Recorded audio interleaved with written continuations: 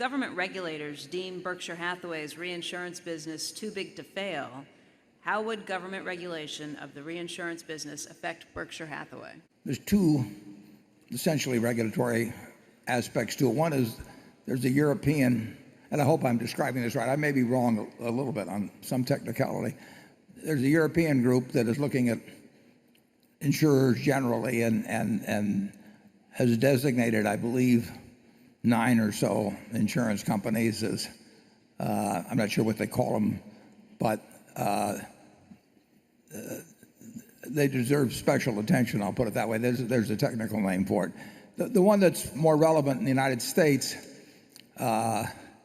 is the Financial Stability Oversight Committee, I believe they call it, which designates so-called SIFIs, systemically important financial institutions.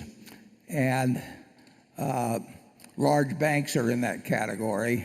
And then the question is what non-banks are in it. And they designated General Electric and Prudential and recently Metropolitan, and Metropolitan is fighting the designation.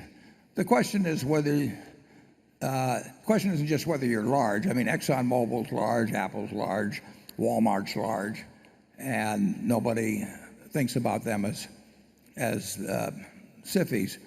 The definition on a non-bank SIFI would be 85% of revenues coming from financial matters, and we don't come remotely close on that. I mean, we're 20% or thereabouts. But the real question is whether problems that Berkshire might encounter could destabilize the financial system in the country. And we have not been approached. Nobody's ever called me. They spent a year with Metropolitan even before they designated him. So we have no reason in logic or in terms of what we've heard to think that Berkshire would be designated as a SIFI. I mean, during the last time of trouble, we were about the only party that was supplying help to the financial system, and we will always conduct ourselves in a way where the problems of others can't hurt us in any significant way. And I think we're almost unique among financial institutions in the layers of safety that we've built into our system in terms of both cash and operating methods and everything else. It's a moot question. The law exists. We haven't been approached about it, as I mentioned.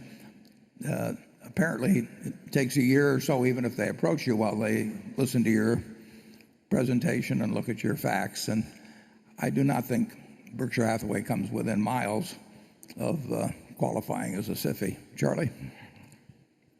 I think that's true, but I think that generally speaking, there is still too much risk in a lot of high finance. And the idea that Dodd-Frank has removed it all permanently is nonsense. And people like hanging on to it. You know, trading derivatives as a principle, if you're shrewd, is a lot like running a bucket shop in the 20s or a gambling parlor in the current era. And you have a gambling parlor that you have a proprietary edge in, and you say it's sharing risk and helping the economy and so forth. And that's mostly nonsense. The people are doing it because they like making money with their gambling parlor, and they like favorable labels instead of unfavorable labels. So I think there's still danger in the financial system, and I also think our competitors don't like it that they deserve regulation and we don't. And I think there's danger in that too. Yeah. One thing that may not be, I haven't read much about it, but my understanding is that Dodd-Frank actually weakens the power of the Fed and to some extent the Treasury too to take the kind of actions they took in 2008 primarily. And those powers were needed to keep our system, in my view, from really going into utter chaos.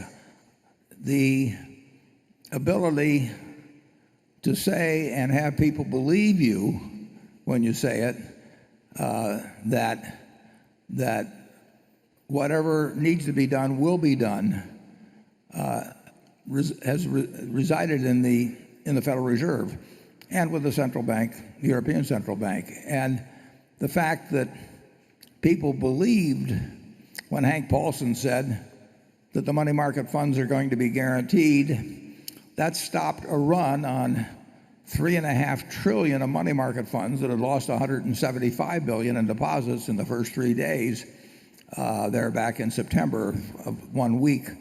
If people hadn't believed that, you would have seen that $175 billion turn into $1 trillion very quickly. I mean, the system would have gone down. So when you have a panic,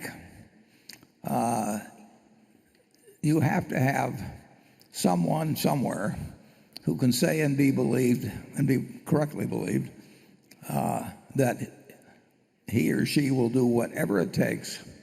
And you saw what happened in Europe when Draghi finally said that, and you saw what happened in the United States when Bernanke and Paulson more or less together said it. And if you don't have that, panics will accelerate like you cannot believe.